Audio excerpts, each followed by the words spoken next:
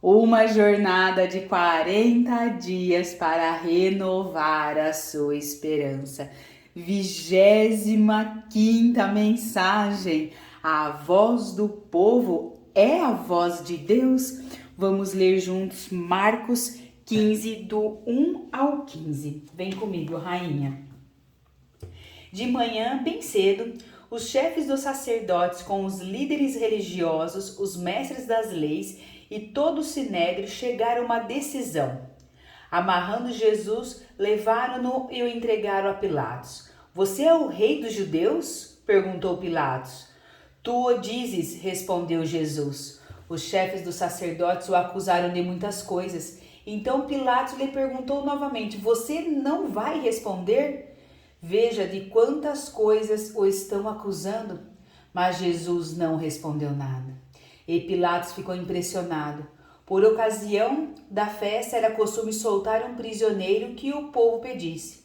Um homem chamado Barrabás estava na prisão com seus rebeldes que haviam cometido assassinato durante uma rebelião. A multidão chegou e pediu a Pilatos que lhe fizesse o que costumava fazer. Vocês querem que eu lhes solte o rei dos judeus? Perguntou Pilatos. Sabendo que fora por inveja e os chefes dos sacerdotes lhe haviam entregado Jesus. Mas os chefes dos sacerdotes incentivaram a multidão a pedir que Pilatos, ao contrário, soltasse Barrabás. Então, que farei com aquele a quem vocês chamam de rei dos judeus? Perguntou-lhe Pilatos. Aí responderam, crucifique-o. Gritaram. Por quê? Que crime ele cometeu? Perguntou Pilatos. Mas eles gritavam ainda mais, crucifique-o. Desejando agradar a multidão, Pilatos soltou-lhes Barrabás, mandou açoitar Jesus e o entregou para ser crucificado. Vamos ler agora aqui Gênesis 6, versículos do 9 ao 22. Essa é a história da família de Noé. Ai, essa é linda essa história, rainha, vem aqui. Noé era um homem justo, íntegro, entre o povo e da sua época. Ele andava com Deus. Noé gerou 3 filhos, Sem, Sam e Jafé. Ora, a terra estava corrompida aos olhos de Deus e cheia de violência. Ao ver que a terra se corrompera, pois toda a humanidade havia corrompido a sua conduta. Deus disse a Noé, darei fim a todos os seres humanos, porque a terra encheu-se de violência por causa deles. Eu os destruirei com a terra, e você, porém, fará uma arca de madeira cipestre, dividindo-a em compartimentos e revista de piche por dentro e por fora. Faça com 135 metros de comprimento, 22 metros de largura e 13 metros de altura. Faça-lhe um teto com um vão de 40... Faça-lhe um teto com um vão de 45 centímetros entre o teto e o outro da arca. Coloque uma porta lateral na arca e faça um andar superior, um médio inferior. Eis que vou trazer água sobre a terra, o dilúvio, para destruir debaixo do céu toda criatura que tem fôlego de vida. Tudo que há na terra perecerá, mas com você estabelecerei a minha aliança. E você entrará na arca com os seus filhos, sua mulher e as mulheres de seus filhos. Faça entrar na arca um casal de cada um dos seus seres vivos, macho e fêmea, para conservá-los vivos com você. De cada espécie de ave, de cada espécie de animal grande e que se move rente ao chão, virá um casal a você para que sejam conservados vivos. E armazene todo tipo de alimento para que você e eles tenham mantimento. Noé fez tudo exatamente como Deus lhe tinha ordenado. Noé foi um homem de peito. Eu fico imaginando como deva ter sido começar a construir um barco simplesmente colossal em uma época em que não chovia. Durante décadas e mais décadas e sem apoio de ninguém. Aliás, não só sem apoio de ninguém, mas aturando o desprezo e zombaria de que estava ao seu derredor. O curioso é que mesmo na multidão que vaiou foi aquela que implorou para entrar na arca depois de pronta. Com Jesus foi assim também, só que o aplauso veio antes da vaia. Nem mesmo ele foi poupado da famosa voz do povo. Por onde passava, multidões se reuniam em busca de curas, libertações, conselhos, ensinamentos extraordinários e tantas outras coisas realizadas pelo Mestre. Quem é que não gostaria de estar perto de um homem como esse?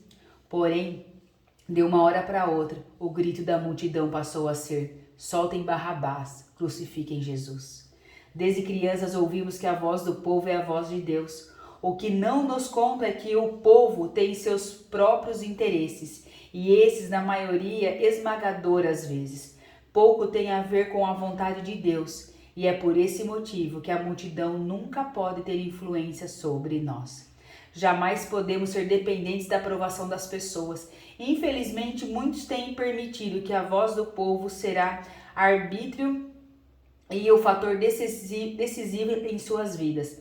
Desta maneira, em vez de executarem a opinião de Deus e o que Ele está dizendo a seu respeito, sobre o seu chamado, sobre os seus relacionamentos, saúde, emprego, presente, passado e futuro, preferem se deixar levar pelo que parece convincente no momento. Ou seja, se todo mundo gosta e ovaciona o que estamos fazendo, deve ser porque estamos certos, mas se ninguém aplaude é porque algo está errado. Acontece que a voz de Deus não é como a de todo mundo. Ela não oscila de acordo com os interesses pessoais, ambiente, indivíduos envolvidos ou assuntos particulares.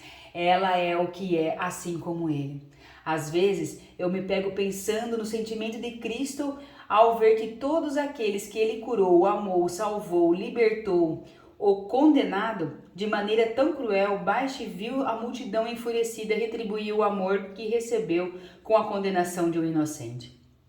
Preferiram condenar alguém por pressão dos fariseus, ao invés de serem fiéis, aquele que o chamava para viver em seu reino. Agora imagine se naquele momento o foco de Jesus estivesse na reação na opinião da multidão. Quem sabe ele não tivesse pensado 2 vezes a respeito de sua missão ou capacidade para suportar tudo aquilo. Isso sem contar o fato de que, a certa altura da crucificação, ele se sentiu abandonado até pelo Pai. Mas apesar das circunstâncias, da opinião alheia, a vontade de Deus era bem diferente do que as pessoas esperavam. Não, a voz do povo não é a voz de Deus, pelo menos não na maioria das vezes. E é por isso que ela não pode determinar o nosso propósito, nos derrubar ou erguer. Não somos piores ou se formos criticados, nem melhores se elogiados. O que os outros pensam não pode afetar quem somos, a forma como vivemos ou nos comportamos. A única voz que pode e deve alterar a nossa direção, mentalidade e comportamento é a voz divina. Tirando essa, os que merecem a nossa atenção são apenas aqueles que amam a Deus e que servimos, que conhecem o seu próprio propósito para nós. Deles devemos aceitar as repreensões, os conselhos, os aplausos, porque são vozes que nos colocam no eixo. Ouça as palavras de sua mãe quando ela disser algo importante. Ouça o seu pai quando ele chamar a atenção.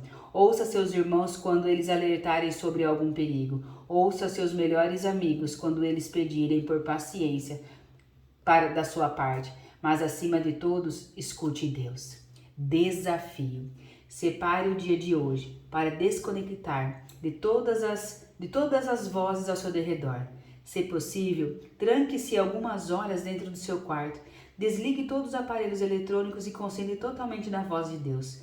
Talvez Ele fale com você de uma forma audível, mas em grande parte das vezes surgem alguns pensamentos, impressões da alma ou sentimentos. Não se espante, o Senhor pode falar de várias formas.